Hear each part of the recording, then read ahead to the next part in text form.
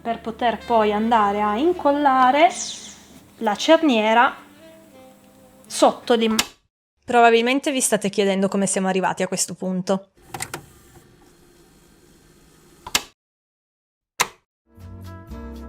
Ci siamo lasciati prima delle vacanze, dandoci appuntamento a settembre con i nuovi video.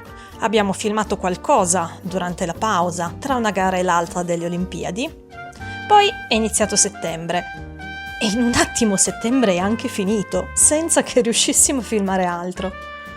Ci sono tante novità e ci sono grandi cambiamenti all'orizzonte che piano piano vi racconteremo. Intanto abbiamo messo su questo video con delle indicazioni utili per riparare libri per bambini in autonomia. Se avete bimbi lettori o se avete libri di bambini oramai cresciuti che avete tenuto come ricordo e volete sistemare, potrebbe interessarvi. Buona visione!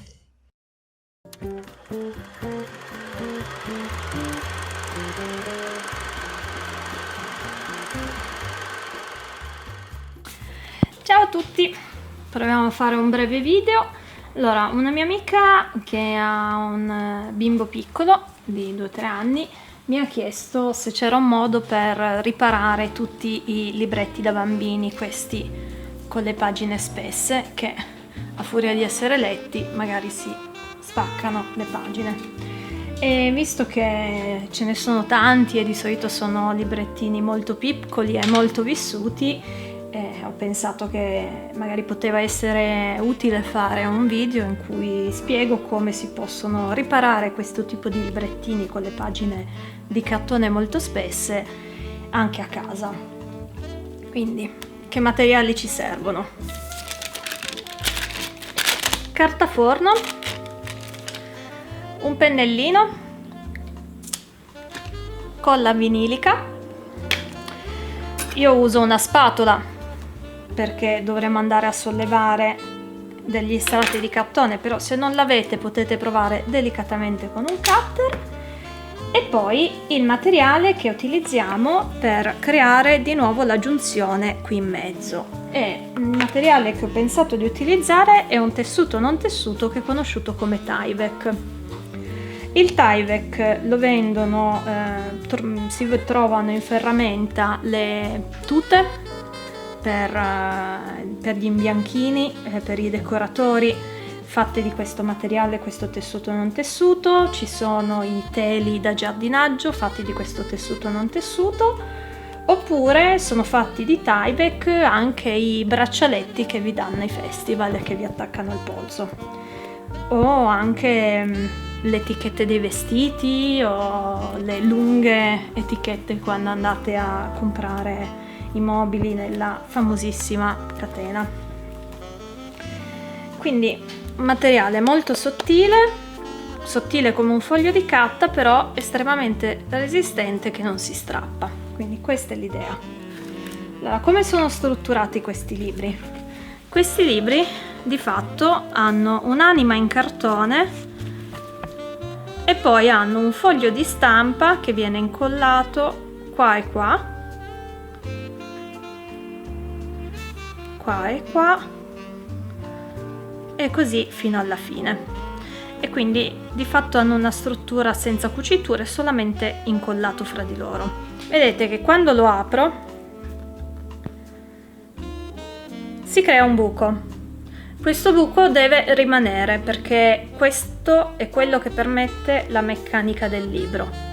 Quindi quando avete i libri rotti e sono pensati con il dorso staccato, non appiccicate il dorso perché sennò non si aprono più.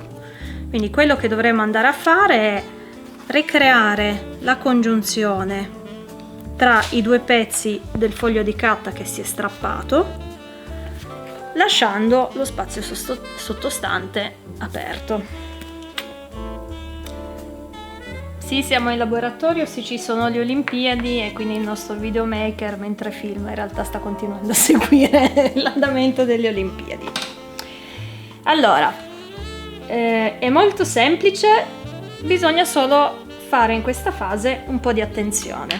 Allora, cosa bisogna fare? Abbiamo questi cartoncini spessi tra una pagina e l'altra, quindi qua vedete ce n'è uno 2, 3, 4, 5. 1, 2, 3, 4 e 5. I cartoni sono fatti da diversi strati di fogli, diciamo, di carta, fogli incollati fra di loro, quindi noi dobbiamo andare a delaminare leggermente il cartoncino, andare a sollevare una porzione per poter poi andare a incollare la cerniera sotto l'immagine. Solleviamo delicatamente qualche strato di cartone da un lato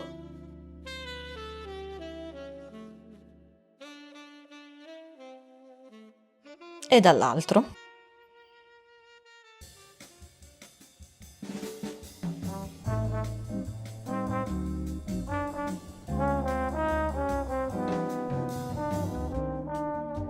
Mettiamo un po' di colla .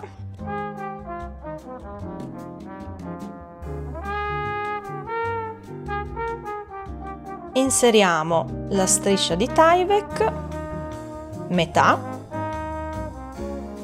un po' di colla sopra e richiudiamo. Appoggiamo la carta forno e usiamo la stecca d'osso o qualcosa per sfregare e far aderire bene. Lasciamo asciugare un attimo e ripetiamo la stessa cosa dall'altro lato, facendo in modo che le due metà della pagina che si sono strappate al centro si ricongiungano.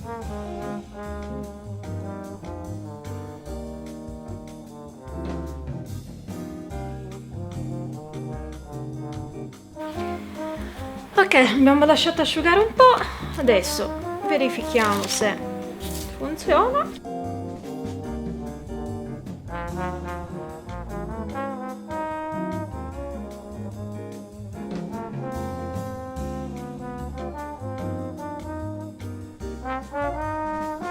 Grazie per averci seguito, se vi è piaciuto il video mettete un like, se avete altre domande o commenti scrivetecelo qui sotto, seguiteci sul nostro canale YouTube e sugli altri social per vedere i nostri prossimi contenuti.